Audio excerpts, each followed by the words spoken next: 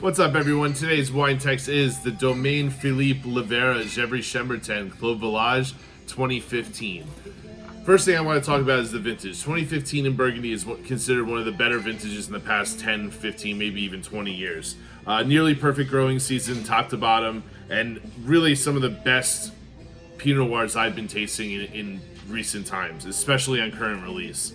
2015 is a couple years after the current release of this wine, but this is a special wine.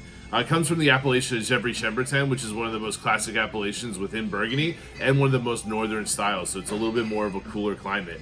But what makes this special is this is one of Philippe Livera's estate-owned wines, and you can literally go to his cellar, walk outside, and you walk directly into this village, which is called Clos Village. And Clos Village is on the upslope of all of his vineyards. Now, at the bottom of his vineyards, where you can literally take a rock and throw it from these vineyards, is where his Premier Cru vineyards are located. So you're talking about wines that may not be considered by the AOC a Premier Cru vineyard, but basically has the same terroir, the same climate, and a lot of the same weather patterns as that year, as his Crus and his Premier Crus that grow literally right hundreds of feet away, not even, maybe even 50, 60 feet. Really small production. Like I said, 100% Pinot Noir.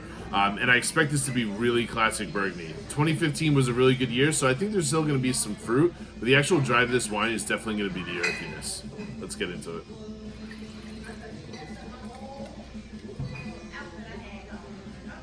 So right off the bat, I definitely get this clay earthy thing going on. That's just the initial reaction, but I think a little bit more of that underlying like sweet cherry fruit is still there. It's not going to be as overly ripe as what I think of really fresh cherries from Oregon or California, but they definitely has a cherry component to the wine. Other than that, there's also a little bit of this chocolate thing that I can't really put my finger on. I can't tell whether it's dark chocolate or more of like a milk chocolate, but it definitely makes me think of chocolate.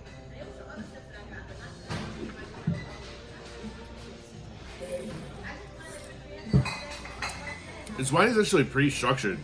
For Burgundy that I think is super elegant, it has a little bit more body and a little bit more tannin structure than a lot of the ones I normally taste. And I think that's just because of the really full vintage that 2015 really made. This wine, I don't feel bad opening it up. I think you can definitely pop, pour it, really enjoy. I think it would really benefit for a little bit of time in the decanter, maybe 15, 20 minutes. But this is also a wine you could lay down and you can enjoy over the next 10, 15, maybe even 20 years. Burgundies of this structure are just really well made and really can age well over a long period of time.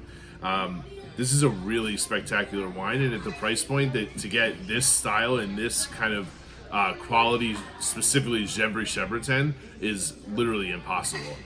Really cool stuff. Directly to you. Enjoy.